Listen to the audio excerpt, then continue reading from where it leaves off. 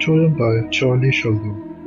Charlie Sheldon की किताब totem एक गहराई से जुड़ी हुई रहस्यमयी और आध्यात्मिक यात्रा है। इसकी पृष्ठभूमि पैसिफिक नॉर्थवेस्ट की सुंदर और अछूती वादियों में रची गई है। यह उपन्यास उनके पिछले दो उपन्यासों स्ट्रॉन्ग हार्ट और अड्रिफ्ट की कहानी को आगे बढ़ाते हैं और साथ ही इस क्षेत्र की आदिवासी संस्कृति, आध्यात्मिक विरासत और प्राकृतिक सुंदरता से पाठकों को और भी मजबूती से जोड़ता है। कहानी की शुरुआत एक रहस्यमयी सी लायन की हत्या से होता है जो एक जांच की ओर ले जाती है। यह जांच धीरे धीरे ऐसे पुराने और भूले बिसरे सच को उजागर करती है जो सिर्फ वर्तमान को नहीं बल्कि अतीत, पहचान और आत्मा से जुड़े गहरे सवाल भी उठाती है। शेल्डन का लेखन बेहद सम्मान और संवेदना से भरा हुआ है, चाहे वह आदिवासी परंपराओं की बात करें या प्राकृतिक संरक्षण की।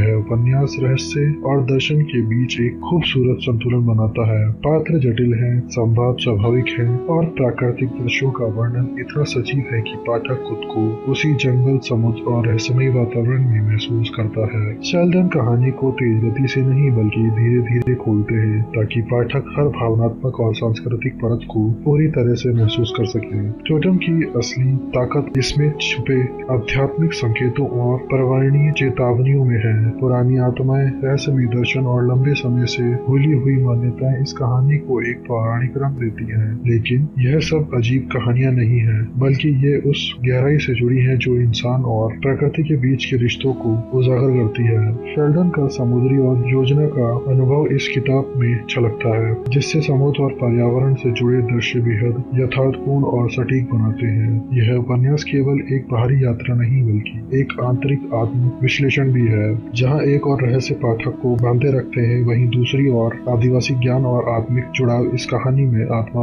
डालते हैं। अगर आपको ऐसे उपन्यास पसंद है जो प्रकृति, रहस्य, संस्कृति और आध्यात्मिकता को एक साथ पिरोते हैं तो टोटम आपके लिए एक बिल्कुल अलग और गहराई से असर छोड़ने वाला अनुभव होगा। तो देर मत कीजिए, इस अनोखी यात्रा पर निकलने के लिए अपनी कॉपी लीजिए और खो जाइए जंगल, समुद्र और आत्मा की उस कहानी में जो आखिरी पन्ना पढ़ने के बाद भी आपके मन में गूंजती रहेगी। और अपने खाली समय का आनंद लीजिए।